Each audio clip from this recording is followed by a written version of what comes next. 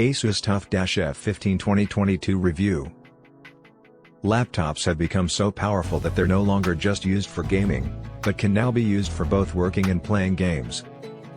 Laptops have never been cheap, but gaming laptops have always been quite expensive.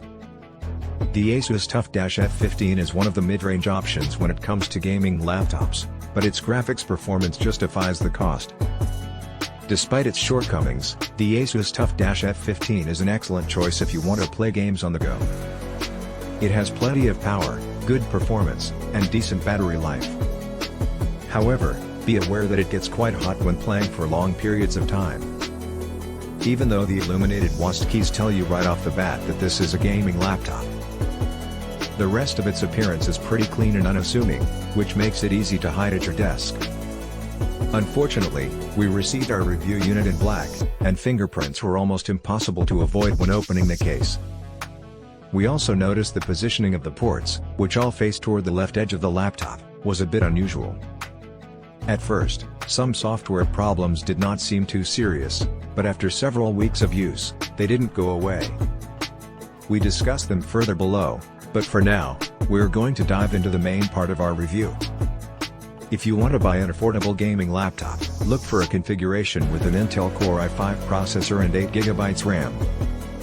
You can get one for under $1,000. Asus has an annoying habit of naming their products, but to be clear, we've been testing the Asus TUF Dash FX517ZMHNF723W. It's the mid-range version, which comes with either the NVIDIA GTX 1066GB or the GeForce RTX 2088GB. For $2,000, you get a pretty decent laptop with a high-end CPU, GPU, and memory. You can choose between two different sizes of display. If you're looking at buying a new computer, there are lots of options out there that allow you to customize the color of the lights on the keyboard and mouse. So, there's that. Good news!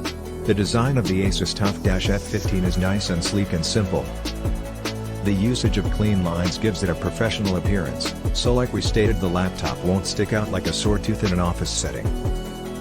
RGB is nowhere to see, the keypad lights up with subtle white LEDs that help you find the correct buttons during those late-night game sessions.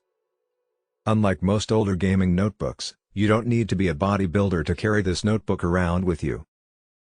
It only weighs about 2 kilograms, and we were pleasantly surprised by that. A great addition to any computer is a good quality mouse.